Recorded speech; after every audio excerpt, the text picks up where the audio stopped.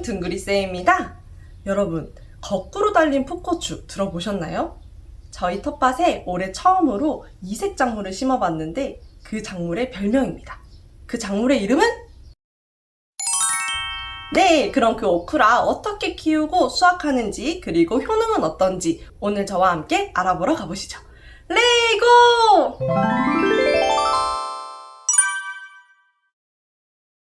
이 오크라는 아프리카 동북부 열대지방 원산으로 우리나라에서는 다소 찾아보기 쉽지 않은 좀 생소한 작물이지만 일본과 중국 일부, 동남아시아 지역에서는 흔한 식재료로 사용됩니다. 고추와 생김새가 비슷해서 거꾸로 자라는 고추라고 불리기도 한다네요. 우리나라에서는 전남 남해안 일부 지역 등에서 소규모로 재배가 이루어지고 있다고 합니다. 열대지방에서는 다년생이지만 우리나라에게는 겨울이 있죠? 우리나라에서는 1년생 작물로 아욱과에 속하고요. 뿌리는 약 50cm 정도 뻗는 천근성 작물입니다. 키는 한 1에서 2m 정도 자란다고 하는데 제 텃밭에 있는 오크라는 왜 이렇게 키가 작은지 모르겠어요. 조그조그하게 너무 귀엽죠? 귀여운데 왜 키가 안 커 너희? 연노랑의 꽃은 금화귀와 유사한 생김새를 가지고 있습니다. 꽃은 오전부터 한낮에만 개화하고 꽃이 진 자리에는 열매가 달리는데 그 모양이 여자의 손가락을 닮았다고 해서 영어권에서는 레이디스 핑거라고도 부른다고 합니다. 재배 기간이 길고 흡비력이 좋은 작물로 양분 흡수가 많아서 비료를 300평당 한 1,500에서 2,000kg 시비하고 추비는 질소 8kg, 인산 12kg, 칼리 15kg 정도 주면 된다고 하는데 초세를 봐가면서 주시는 것이 좋습니다. 초세가 너무 왕성하면 곡과나 이렇게 구부러진 열매나 이형과들이 생기기 쉽다고 해요. 그럴 때는 질소 시비는 피해 주시는 게 좋습니다. 또 습한 것에 취약하기 때문에 배수에 신경 써주세요. 오크라는 개화 후 한 일주일, 10일 정도 지난 여린 꼬투리를 수확하는데 늦가을 서리가 내릴 때까지 계속 달리기 때문에 두세 그루만 심으셔도 충분한 양을 수확할 수 있습니다. 농사로에서는 직파 재배를 추천했는데 저는 모종을 만든 후에 30cm 간격으로 옮겨서 심어줬어요. 4월 말, 5월 초에 파종해서 7월에서 10월 중 수확하고 고온성 작물이기 때문에 안전하게 5월 초에 파종하시는 것을 추천드릴게요. 저 역시도 5월 초쯤에 파종했어요. 낮온도 20도에서 30도, 밤온도 20도에서 23도에서 가장 잘 자라고 꽃은 30도 이상의 고온이 계속되거나 16시간 이상 지속되는 장일 조건에서는 잘 달리지 않습니다. 한여름에는 별도의 가림막을 안 하면 꽃을 보기 힘들겠어요. 오크라를 수확할 때마다 아랫잎을 함께 제거해주면 햇볕도 잘 들고 통풍에도 도움이 되는데요.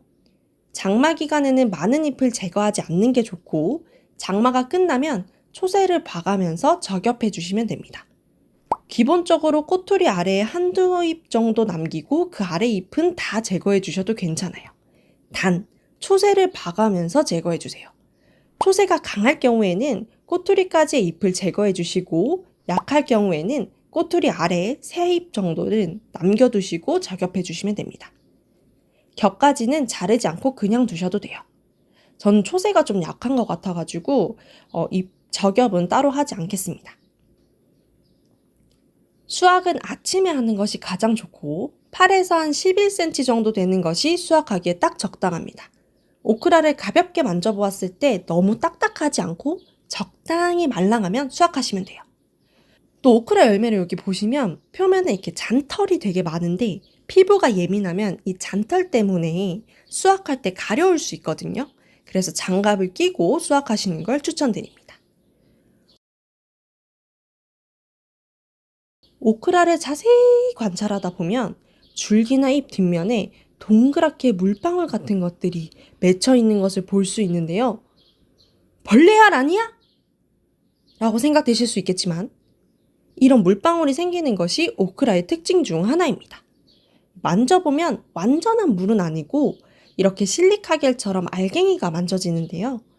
요건 일액현상의 하나로 건강한 오크라는 이러한 액체방울을 통해서 외부로부터 자신을 보호한다고 합니다. 벌레알? 아니에요. 자, 이렇게 키운 오크라 어디에 좋은지 알아봐야겠죠. 내 몸에 좋았으면 좋겠다. 물론 사랑과 정성으로 키운 모든 텃밭 작물은 아마도 몸에 좋겠지만 오크라는 칼로리가 낮고 단백질, 비타민, 칼슘, 칼륨, 섬유질 등이 많아서 영양가가 높은 채소 중에 하나입니다. 꼬투리에 들어있는 끈적끈적한 점액 성분인 뮤신은 혈장의 대체제나 혈액 증량제로도 사용되고 혈액을 맑게 해주는 특징이 있어요. 콜레스테롤 수치도 낮추고 위벽 보호, 소화 장애, 변비, 아토피 개선, 독소 배출, 자양강장제 효과도 있다고 합니다. 다른 일반적인 채소보다 철분, 칼슘, 단백질 함량이 높아서 건강식으로 이용되고 고혈압과 당뇨를 예방하는 데도 효과가 있는 아주 몸에 좋은 식재료 중 하나예요. 제가 또 재미난 사실을 알려드리면 검색하다가 이렇게 찾게 된 건데 탈모 샴푸에는 희한하게 오크라 추출물이 대부분 들어있더라고요. 정확한 판단은 여러분께 맡기겠습니다. 하지만 뭐든 과도한 섭취는 병을 일으킬 수 있으니 자신에게 맞는지 확인해 보시고 드시길 바랍니다. 자, 이렇게 열심히 키운 오크라 한번 먹어봐야겠죠? 오크라 자체의 향과 맛이 크게 강하진 않아요. 약간 풋고추, 꽈리고추 향도 나는 것 같고 약간 풀향 이런 게 나는데 이 특유의 미끌거리는 식감, 이게 진짜 호불호가 있을 것 같습니다. 제 취향은 아니었어요. 요리를 하면 또 다르겠죠? 자, 자른 단면은 이렇게 생긴 별 모양입니다. 너무 귀엽죠? 여기 지금 하얗게 보이는 씨앗은 덜 익어서 이렇게 손으로 굉장히 잘 부서지는데 꼬투리가 까매질 때까지 두면 성숙한 씨앗이 돼요. 이 성숙한 씨앗은 기름을 함유하고 있어서 오크라 기름으로 먹을 수도 있고 이 씨앗을 볶은 후에 분쇄해서 커피 대용으로도 이용이 가능하다고 합니다. 요건 한번 끝물에 제가 도전해 보려고 해요. 푸른 꼬투리는 잔털이 많아서 굵은 소금으로 빡빡 닦아서 깨끗한 물로 헹궈주세요. 생으로 먹어도 되고 팔팔 끓는 물에 1, 2분 정도 데쳐 먹어도 좋습니다.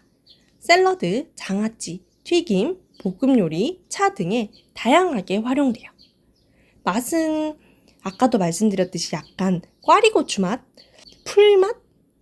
맛보다는 식감과 그 풀의 향이 좀 독특한 편입니다. 제 취향은 다시 한번 말하지만 아니에요. 오크라를 오래 보관하려면 잘 씻어준 뒤에 깍둑 썰기해서 냉동 보관을 해두고 필요할 때마다 꺼내 쓰시면 편리합니다. 수확 후 냉장 보관으로는 한 3, 4일 정도밖에 보관이 되지 않는다고 하니 꼭 씻어서 냉동 보관하기. 자, 오늘 이렇게 별을 한가득 품은 오크라 키우는 법과 수확하는 방법, 효능까지 알아봤는데요. 색다른 작물을 키워보고 싶으신 분 오크라 도전해보시는 건 어떨까요? 그럼 다음에 더 유익한 영상으로 돌아오겠습니다. 다음에 만나요. 안녕. 내 마음의 별을 받아라. 요. 내 마음의 별을 받아라.